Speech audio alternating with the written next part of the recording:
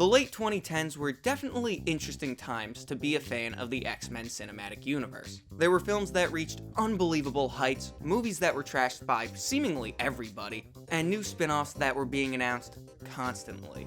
Today we're talking about none of those, but a project that was technically never even greenlit.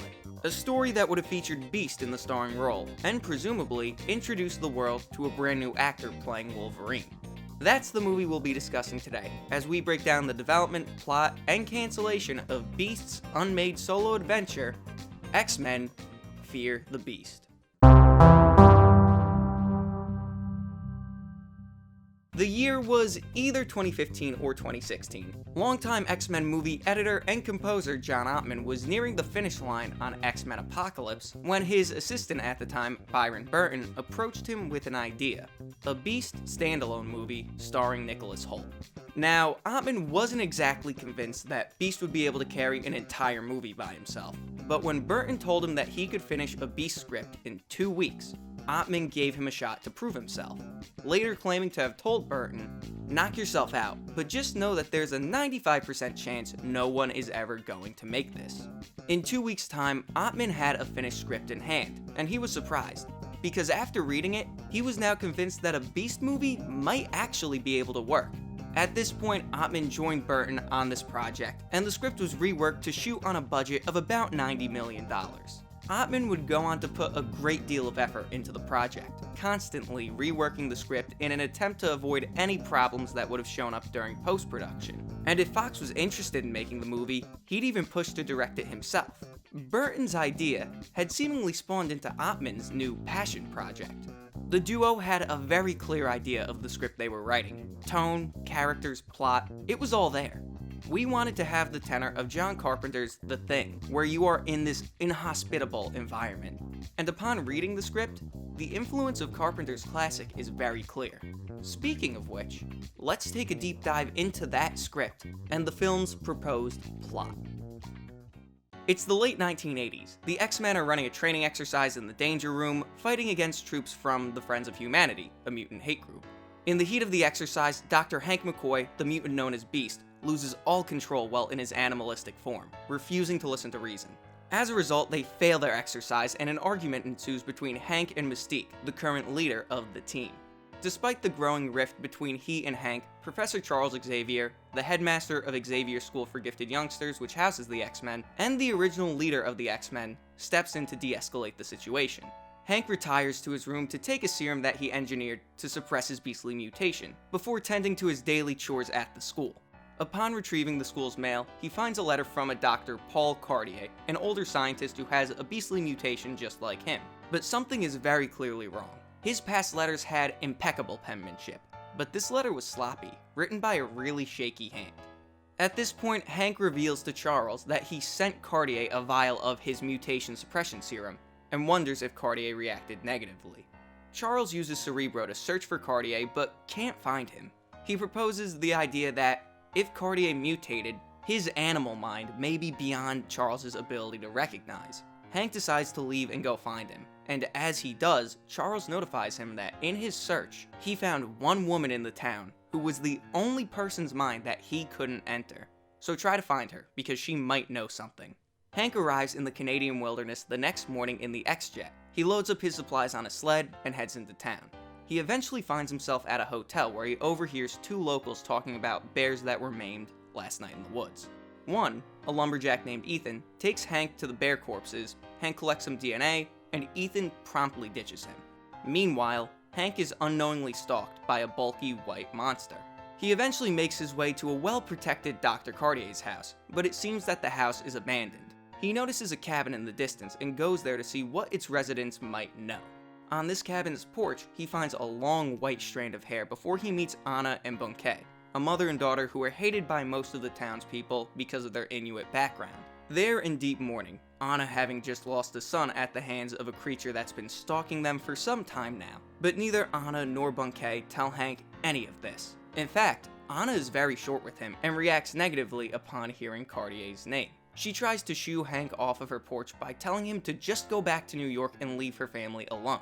But there's one problem. Hank never said anything about New York, Hank realizes that this woman is probably a telepathic mutant and must be the one that Charles was talking about. On his way back to the hotel, a dejected Hank meets a hunchback, scarred old man who was attacked by this white creature. He explains to Hank that the Inuit call this creature the Wendigo, and that it's got Hank's scent. Back at the hotel, Hank analyzes all of the DNA samples he collected. The white hair and some of the blood samples that he took earlier match. Hank's suspicions are confirmed. Cartier is the Wendigo. He simultaneously convenes with Charles, who's using Cerebro, and explains to him what's happened in the past day. At this point, Charles is worried for his old friend's safety. That night, Hank sets up his hypersonic transmitter, a device that emits frequencies only animals could hear, in an attempt to lure the Wendigo out of hiding and shoot it with his mutation suppression serum with a rifle that he brought. He slowly begins to raise the frequency on the machine before he has to relieve himself in a nearby bar, and shuts the transmitter down completely. While he's in the bar and getting picked on by some townspeople, a cloaked figure sneaks up to the equipment, turns up the dial to 100%, and runs off. This attracts an enraged Wendigo. It destroys Hank's equipment and breaks into the bar. Hank transforms into Beast in front of everyone and fights the creature before it escapes. He follows it to a river only to lose its trail before the Wendigo emerges from the river and beats Hank to the edge of consciousness.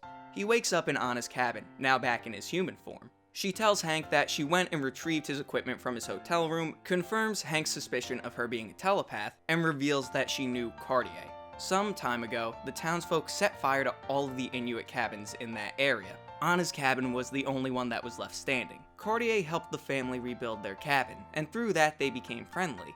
But the last time she saw him, she saw a twisted darkness in him. This uncontrolled rage.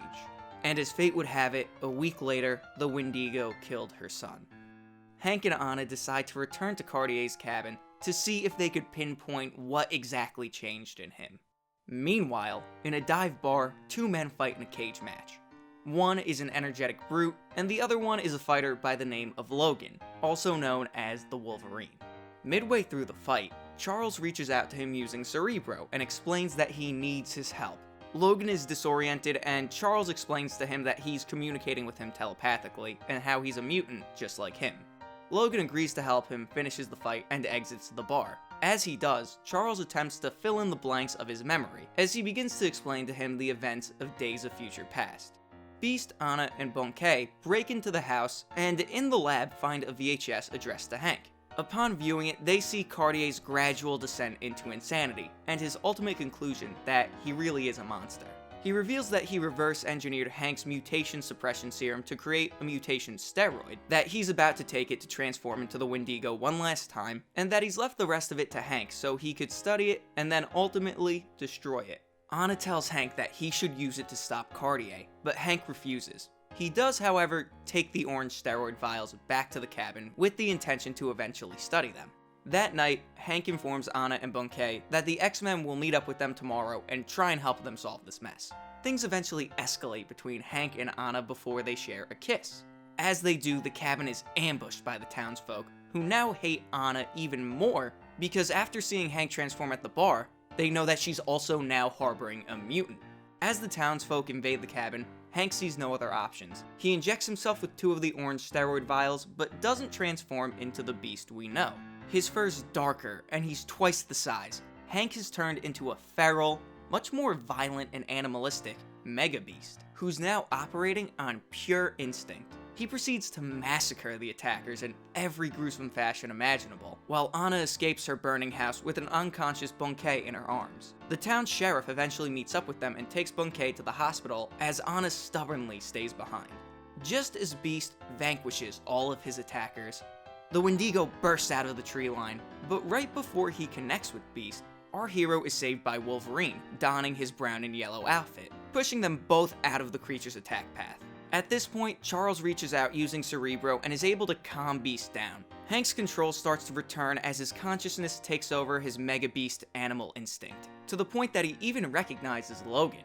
The two X-Men proceed to have a long and tough fight with the Wendigo through the forest and into a sawmill, where Anna eventually shows up and uses Hank's rifle to shoot a vial of the suppression serum into the Wendigo. In the process, Anna gets herself trapped by a piece of equipment. The Wendigo, who's now dangling over a wood chipper, reverts back into a remorseful Dr. Cartier. and tells Hank to go save Anna before dropping himself into the machine. Beast saves Anna, and while they and Wolverine exit the sawmill, the Blackbird finally arrives. The X-Men are just a little too late. Sometime later, the X-Men are performing chores outside of Anna's rebuilt cabin. Charles tells Anna and McCoy that he changed the townfolk's memories so that they never attack the cabin, and that the Wendigo is now just a piece of folklore. He also tells Logan to come find him when he's ready. Hank says his goodbyes to Anna and McCoy, gets onto the Blackbird, and the X-Men take off on their return trip to New York. Watching all of this happen from the edge of the forest is the scarred old man. The hunch on his back corrects itself as he stands tall, holding an untouched orange steroid vial. He smirks. His smile is one of jagged teeth. As his smile grows wider, his facial scars disappear, revealing him to be not just anybody. This man is Nathaniel Essex, or as his future enemies would come to know him, Mr. Sinister. I really enjoyed this script. It told a story which really suited Hank McCoy's character.